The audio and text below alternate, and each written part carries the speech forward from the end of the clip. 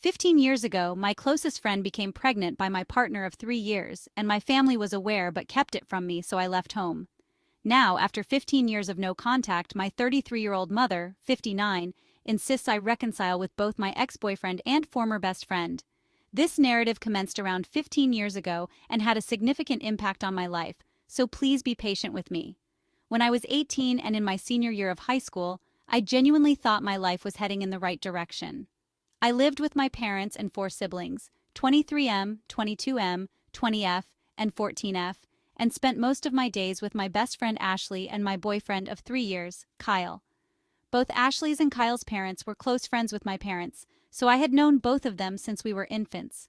We celebrated holidays together, attended each other's birthdays, and visited frequently since we resided in the same town. Ashley had been my friend for 18 years, and she was genuinely the person I confided in about everything. Sometimes our parents would joke that we were attached at the hip since we were inseparable. I had been dating Kyle for the past 3 years, believing him to be the love of my life and the one I would marry one day. We were quite serious and even discussed marriage after he completed college. He was a sophomore at that time. Although I planned on attending university, I was quite content with the thought of marrying Kyle and being a stay-at-home mother. My parents adored Kyle and supported our relationship. I was genuinely happy. I should mention here that my sister, who was also dating Kyle's brother, and all our siblings were very close. One day, at the start of the school year, I noticed that Ashley was unusually melancholic and distant. After some probing, she confessed that she was pregnant. I was very shocked because I thought she had broken up with her boyfriend some time ago and didn't know she had been with anyone else. I inquired about who the father was, and she didn't want to discuss it but hinted that the ex might be the father. She was extremely upset, so I dropped the subject and comforted her. I was present when she informed her family, and although her parents were disappointed, they pledged to support her in whatever decision she made. They pressured her to reveal the father's name, but she refused and made me swear to keep it a secret. They were unaware she had a boyfriend at one time. I supported her throughout the following 9 months. I accompanied her to ultrasounds and doctor's appointments, stood by her when she was bullied at school for being pregnant, helped set up the nursery, cared for her when she was sick or feeling low, organized a baby shower for her, shopped with her, and even attended parenting classes with her. We chose names together and she asked me to be in the delivery room with her. I saw the pregnancy was greatly affecting her emotionally and physically, and I tried to support her in every possible way. She was my closest friend, always there for me, and I cared for her deeply. About 2 weeks before her due date, I went to the mall to run errands and encountered her ex. Despite my promise not to confront him, concern for my friend's emotional state overwhelmed me, and I approached him. I expressed my anger, telling him he was a piece of poop for abandoning his ex while she was pregnant and not caring for his unborn child. He was startled and claimed he had no idea what I was referring to. Ashley had never informed him about the pregnancy, and when I mentioned she was 9 months pregnant, he insisted it was impossible for him to be the father since they had broken up over a year ago and hadn't been intimate since. I was perplexed but apologized for yelling at him in the middle of the mall. Then he became mocking, said some hurtful things, and suggested I should ask Ashley's friend Kyle if he is the father. I didn't really contemplate his remarks in any significant manner. Kyle and Ashley had been companions their entire lives. We were always very close due to our parents' relationship, but they never exhibited any hint of being anything more. That evening, my younger sister and I were getting ready for a movie night. I started ranting to her about confronting Ashley's ex and his comments.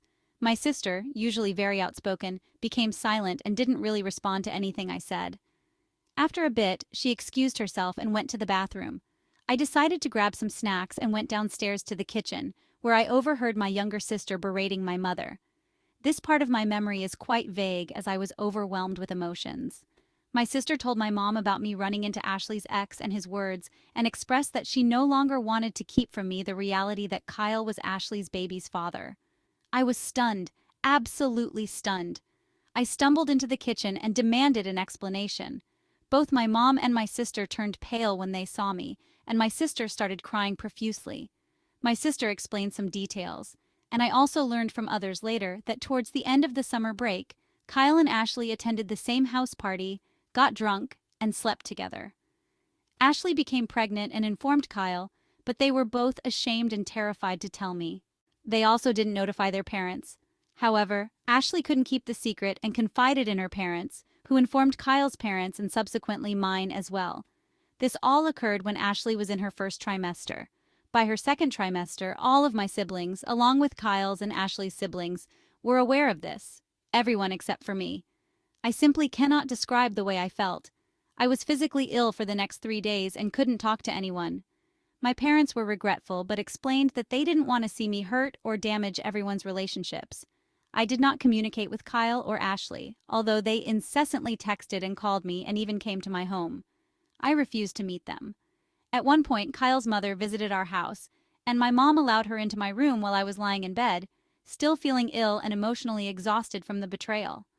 She attempted to persuade me to forgive them, and emphasized how Ashley and the baby need me. I remained silent. 2 weeks later, Ashley went into labor.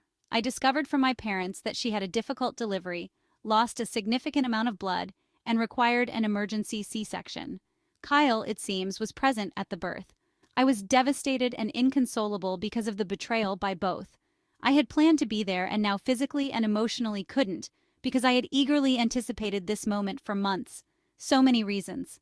My older sister rushed to the hospital to be with her boyfriend. My other siblings were not at home, leaving me alone with my parents.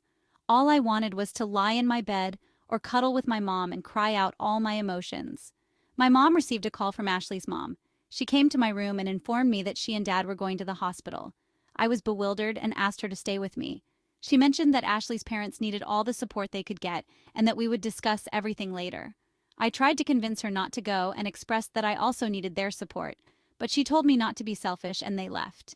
I was left alone at home and I just couldn't fathom what had transpired in the past few weeks. I couldn't believe that my parents would go and support someone who hurt me so deeply while I was also here suffering. Am I really selfish to think like that? I don't know when, but my sadness turned into rage, the kind I had never experienced before. In a fit of combined emotions and feelings of betrayal, I started packing my bags and decided to leave home. It didn't take long, but I began having second thoughts and just sat in the living room feeling empty. After some time, I got a message from my sister. The message said that Ashley had given birth to a healthy girl and that both were fine. She attached a picture of the newborn and mentioned they named her Sarah, the name Ashley and I picked some months ago. She sent another message later telling me that my parents, along with Ashley's and Kyle's parents, were heading to a bar in town to celebrate. I don't recall much after that. My memory is quite hazy. I left, boarded a train, and stayed at a hotel in Phoenix for a period. I found a job at a store and planned to complete high school there. My parents, siblings, Kyle, and Ashley tried to reach me. My mom left me a frantic voicemail demanding I return. They also reported me as a missing person, but nothing came of it since I was 18. Soon afterward, I met Dean, who also resided in Phoenix and had a troubled relationship with his family. We bonded quickly and became friends. He was a great help during that period. I struggled a lot as I had no clue how to take care of myself or be an adult. He introduced me to his circle of friends, helped me finish high school, and I moved in with him and his friends. Dean supported me in dealing with my pain. I really struggled at one point and had some regrets. I wished to see a therapist but couldn't afford it. He stood by me through everything, and I doubt I would have managed without him. We began dating, and after a year, Dean inherited some money from his grandfather and chose to move across the country to a big city. Though we hadn't been together long, he asked me to join him. I was hesitant since we both had significant emotional baggage and I was still very insecure, but I went. We moved, got jobs, and I enrolled in community college. Dean proposed to me after a year and we got married. We had a daughter and later another child. I became a stay-at-home mom, and although life was challenging, it was fulfilling. In recent years, my mother and sister have reached out to me, expressing regret and hoping for reconciliation. They claim to have missed me and say they understand the pain they caused me. They want me to reconnect with Kyle and Ashley as well. I have not responded to their requests. My mother has tried reaching me through my social media accounts, and last week my mom's friend, whom I had known as a child, contacted me, expressing concern and urging me to reconsider. I'm unsure how to handle this situation. I still harbor a lot of pain and resentment from that period. I don't know if I should respond or if it is better to leave the past as it is.